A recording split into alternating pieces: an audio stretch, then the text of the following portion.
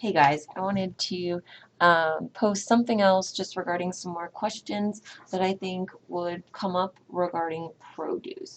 Some things I want to address: organic versus conventional, how to wash and how to store produce.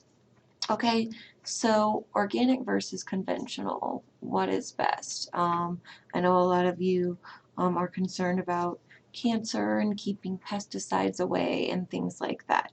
Um, but basically, the FDA, USDA has done many, many tests, and 99% of all farm produce is found to be well below safe levels.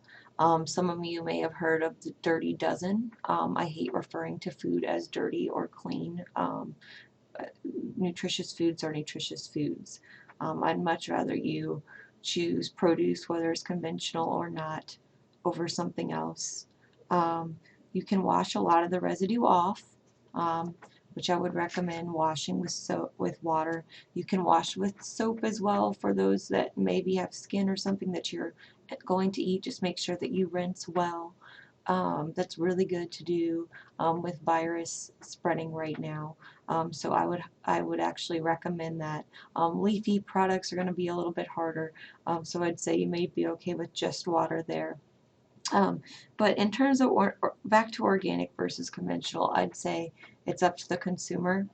I would say that foods, again, with skin or with parts that you are actually eating the outside of the fruit or vegetable, it probably makes more sense to buy organic than, say, those with a peel.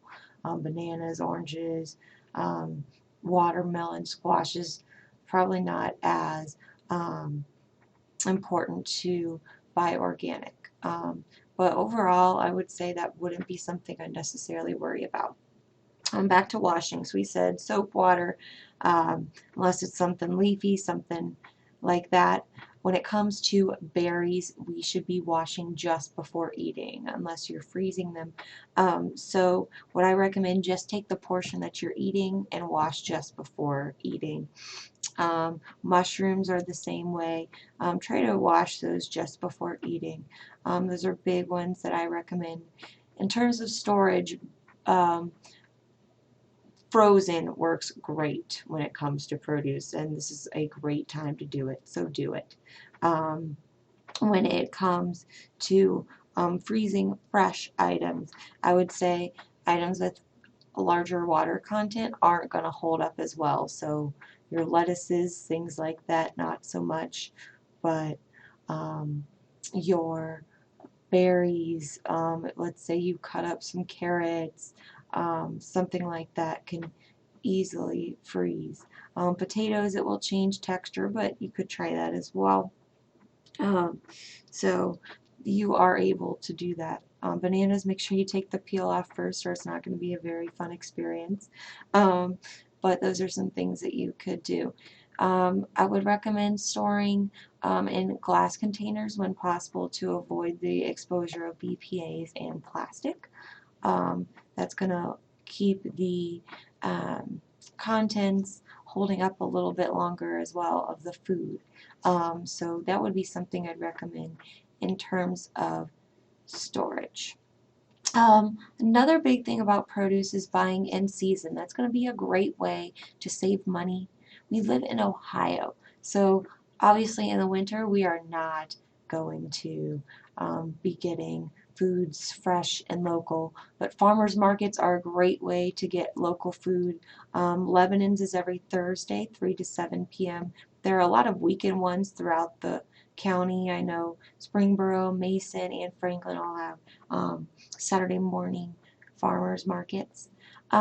So let me go ahead. I'm going to show you this list of in-season foods, particularly for Ohio. So this breaks it down into the season with the months specified. So, you know, apples are great in the fall. Um, Eggplant is another great one, which you'll find in the summer as well. So lots of good things in the fall and summer, and particularly spring is when some more of these start to come through. So as we approach April, you'll find asparagus is in season, cabbage, collard greens, kale, mustard greens, radishes, rhubarb, spinach, strawberries, and turnip greens. I actually had a salad activity planned for us in April. I don't know that we'll get to it with everything that's happening, but hopefully we can reschedule that and maybe do some in-season summer foods in the future. But buying in season again is going to be cheaper, and a lot of times the nutrients are going to be better because the transport time doesn't take as long. So it's going to be fresher. So buying in season is a great way to save money and eat healthy. Let me see. Anything else that um, just remember, if you are adding soap to your produce, again, rinse well. Too much soap can actually cause gas. So just kind of being aware of that. That's something I actually learned about in a little webinar I was in not too long ago. So um, buy in season. Don't worry so much about organic, but if you are, think about foods that the outside is something that you'd be eating. And make sure that you're storing in glass and thinking about water content when you're freezing your foods. And then in terms of organic as well, that's up to you with meats and things like that as well. So, you know, a lot of times we worry about hormones or modification.